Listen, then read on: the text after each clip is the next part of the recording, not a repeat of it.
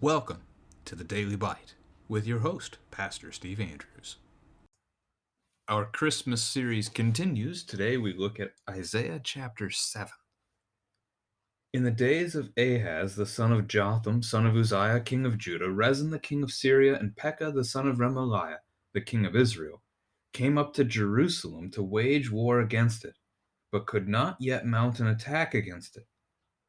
When the house of David was told, Syria is in league with Ephraim, the heart of Ahaz and the heart of his people shook as the trees of the forest shake before the wind. And Yahweh said to Isaiah, Go out to meet Ahaz, you and Shear-Jashub your son, at the end of the conduit of the upper pool on the highway to the washer's field. And say to him, Be careful, be quiet. Do not fear, and do not let your heart be faint because of these two smoldering stumps of firebrands, at the fierce anger of Rezin and Syria and the son of Remaliah, because Syria with Ephraim and the son of Remaliah has devised evil against you, saying, Let us go up against Judah and terrify it, and let us conquer it for ourselves, and set up the son of Tabeel as king in the midst of it. Thus says the Lord Yahweh, It shall not stand, and it shall not come to pass. For the head of Syria is Damascus, and the head of Damascus is Rezin. And within 65 years Ephraim will be shattered from being a people, and the head of Ephraim is Samaria, and the head of Samaria is the son of Remaliah. If you are not firm in faith, you will not be firm at all. Again Yahweh spoke to Ahaz, Ask a sign of Yahweh your God. Let it be deep as Sheol or high as heaven. But Ahaz said, I will not ask, and I will not put Yahweh to the test. And he said, Hear then, O house of David. Is it too little for you to weary men that you weary my God also? Therefore the Lord himself will give you a sign. Behold, the virgin shall conceive and bear a son, and shall call his name Emmanuel. He shall eat curds and honey when he knows how to refuse the evil and choose the good. For before the boy knows how to refuse the evil and choose the good, the land whose two kings you dread will be deserted. Yahweh will bring upon you and upon your people and upon your father's house such days as have not come since the day that Ephraim departed from Judah, the king of Assyria. In that day Yahweh will whistle for the fly that is at the end of the streams of Egypt, and for the bee that is in the land of Assyria. And they will all come and settle in the steep ravines, and in the clefts of the rocks, and on all the thorn bushes, and on all the pastures. In that day the Lord will shave a razor that is hired beyond the river, with the king of Assyria, the head and the hair of the feet, and it will sweep away the beard also. In that day a man will keep alive a young cow and 2 sheep, and because of the abundance of milk that they give, he will eat curds, for everyone who is left in the land will eat curds and honey. In that day every place where there used to be 1,000 vines worth 1,000 shekels of silver will become briars and thorns. With bow and arrows a man will come there, for all the land will be briars and thorns. And as for all the hills that used to be hoed with a hoe, you will not come there for fear of briars and thorns, but they will become a place where cattle are let loose and where sheep tread. This is the word of the Lord.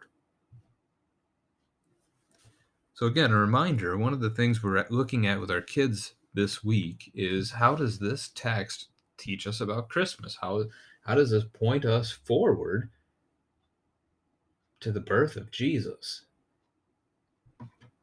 Very specifically, Isaiah chapter 7 is chosen for our readings this week because Matthew mentions it in his account of the Christmas narrative in his first chapter. So Matthew chapter 1, verse 22 and 23, Matthew notes that the prophecy we find in this chapter about the virgin birth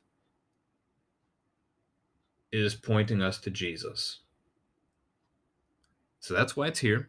That's why we're talking about it today, and we will make some connections for you. So it starts with King Ahaz. So Judah is one of God's 2 nations at this point. They used to just be Israel, but Israel has long since divided a couple hundred years before into the northern kingdom that is Israel and the southern kingdom that is named Judah. The southern kingdom is sometimes faithful. The northern kingdom is never faithful. in their histories. And so the northern kingdom of Israel has allied itself with Syria, which is the nation to the northeast of it at that time. And the two of them have marched southward on Judah and on Jerusalem, her capital, and they're laying siege to it. That's the plan, is to destroy Judah and wipe them out, and set up a puppet for a king that they can control that land. Ahaz is the king of Judah at that time. He reigns from 736 until 716 BC. I have heard from some people here that you could probably pin this date more specifically all the way down to 735 BC. When Ahaz learns of their plan, in verse 2, his heart shakes like the trees in the forest shake before the wind. So imagine the trees in your yard on a windy day. Ahaz is not standing firm. He's scared. He's terrified. This can be a spot for a question for your children here. Why? What is Ahaz afraid of? And the opposite to that question, how does his fear show that he doesn't trust God? God has, throughout the history of his people in the Old Testament, fought for them. He will care for them. He will protect them. If Ahaz is faithful, God will protect him, and his people will be fine. Unfortunately, God's people are sinners, and they often fail to trust in him, and it's beyond that case with King Ahaz here. But that's the reference in verse 4. As Isaiah comes before Ahaz, he says, "Do not fear." And then what an insult. Do not fear these two smoldering stumps of firebrands. That's a vivid picture. So the two, referring to the two kings, Rezin and Pekah, or Pekah, however you want to pronounce it. Smoldering stumps. You can picture that, right? This is the candle that's already burnt its way through. There's hardly anything left. When you've snuffed out your candle and it's just got that tiny little flicker of light still before it turns black again, that's where these two kings are at. Their nations do not trust in God, and God is about to eliminate them from the earth altogether. There's no need to fear them. God will provide. God will care for you. That's the picture that's being laid before Ahaz. And then we get the statement of God in verses 7 through 9, which are fairly strong statements. What you've heard shall not stand. It will not come to pass. When God makes you a promise, he keeps it. God has promised you that these two nations will not destroy you. Take it to the bank. That's going to happen. God is faithful. He will keep his word. Then there's the prediction, the prophecy that within 65 years, Ephraim will be shattered from being a people. And really, it happens even sooner than that. 722 BC, which isn't all that far in the future, is when Assyria comes and destroys Israel and carries them into exile. So the number 65, I don't know exactly where that one comes from in the prophecy. I'm not sure what it refers to, but certainly within that time period, it does happen. Verse 9 is the key. It's the key of the whole chapter. I know we're reading this because of the virgin birth prophecy in verse 14, but verse 9 is the key. If you are not firm in faith, you will not be firm at all. Ahaz is not firm in his faith. In fact, he has no faith. So he will not be firm at all. Ahaz will be removed from his throne. Enemies will strike and attack.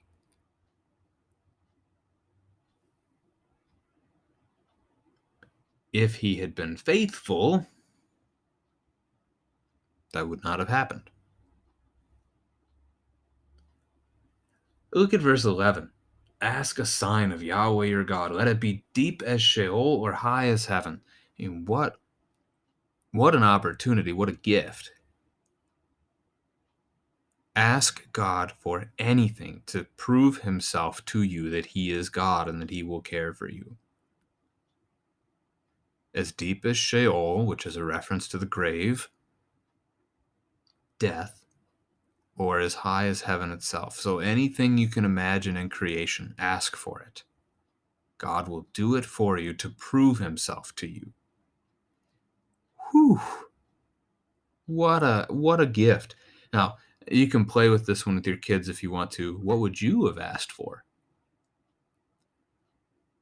And again, this is only something we can do because God has offered it. We don't do this any other time. This is not ours to do. We do not ask the Lord for a sign. But if God tells you to ask him for a sign, okay, you ask. So it would be interesting to learn what each person in your family might come up with on that question.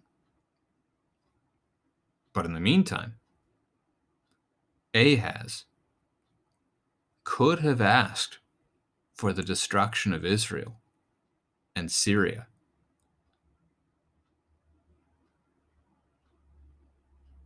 The enemies he's afraid of, he could have asked for them to be destroyed.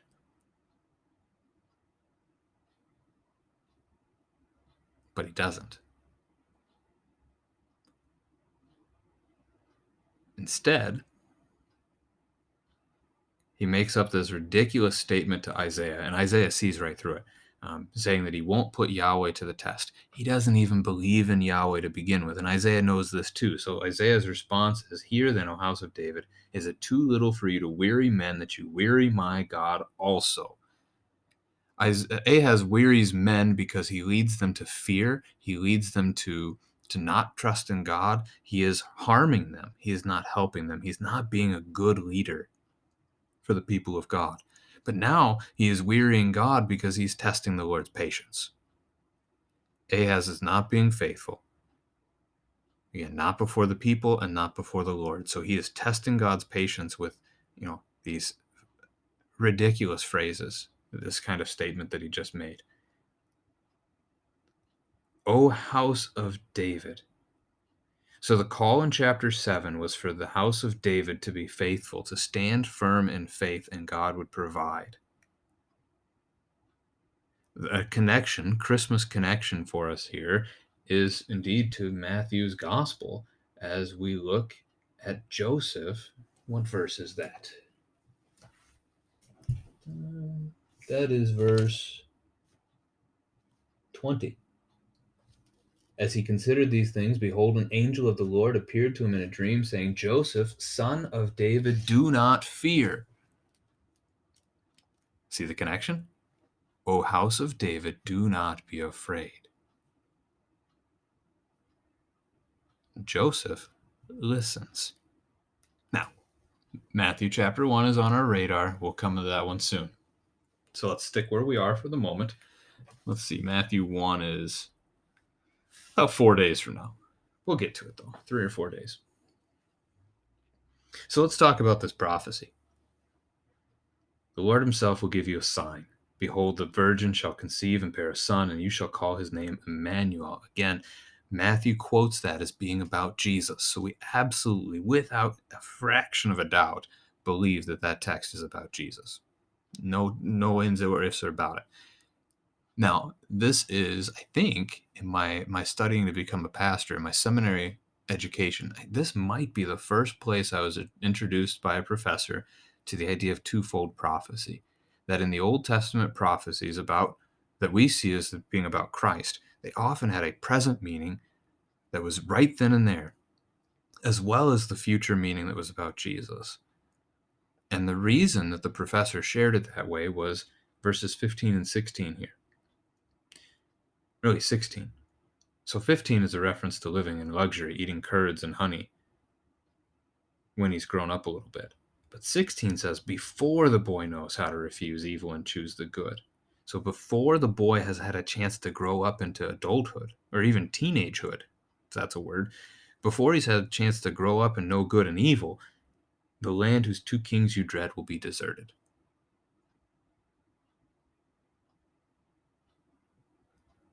Before the boy has grown up, your enemies will be defeated. Now, is that true of Jesus? I mean, Jesus coming 700 years in the future before he's grown up? Yeah, that's true in the future. But remember, this prophecy is given by God to Ahaz. The Lord himself will give you a sign. This is meant to teach Ahaz something. A prophecy only fulfilled 700 years in the future does Ahaz nothing. That was kind of the basis of what the professor was pointing out. And so this word virgin in the Hebrew is alma.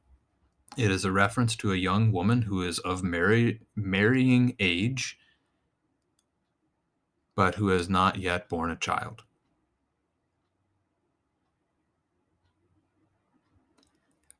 And so if this has a present meaning in Ahaz's day, then it is a reference to a young woman who is in his household who would soon bear him a son, which has scholars pointing that this be Hezekiah, one of the better kings that Judah will ever have in that Old Testament era. And that Hezekiah then would be a regular reminder to Ahaz of his faithlessness, but God's faithfulness. So it's an interesting picture. We don't have to spend a whole lot of time on that because, again, we certainly know it has that second, the future prophecy meaning, because the inspired word of God itself in Matthew chapter 1 gives it to us. We know this points us to Mary and to Jesus, and we rejoice at that. We celebrate that. So we have Mary, this young woman. We're going to talk about this more as we unpack Matthew 1. But we have this young woman who's never been with a man, who's never known a man in that way. And she's going to give birth. And they're going to call the child Emmanuel, which means God with us. Just as God was with Ahaz, even though Ahaz didn't want it or didn't see it and refused to believe it, so God has come to be with us in the form of this child and his Son, the Son of God, Jesus the Christ. And the world still doesn't believe it, still doesn't want it. The world doesn't want God with us. The world continues to try and cling to its sin, to its fears, to its worries, to its path of pursuit of passion. But Christ came anyway to give himself for us. To wrap up the chapter, you've got God bringing in the enemies, stronger enemies even than what Ahaz fears at the moment, from Egypt and Assyria, and they are going to end up destroying Judah in the time to come, to the point in verse 23. While 20 is a reference to shame, a razor shaving the head is a shameful thing. A man keeps his beard. Anyway, 23 then gets you to the point of seeing that the land has pretty much been emptied and overrun because it's empty. There's no people to care for the land, so it's being overrun by thorns and briars and things of that nature. And the livestock just run free because there's no one there to care for them. So that's the connection back to verse 9. If you are not firm in faith, you will not be firm at all. That was the point God was trying to drive home. So we've got this great connection in Matthew 1, both in the virgin birth, with Jesus being born to us, and also the house of David being called not to be afraid, between Ahaz, who was faithless, and Joseph, who was faithful.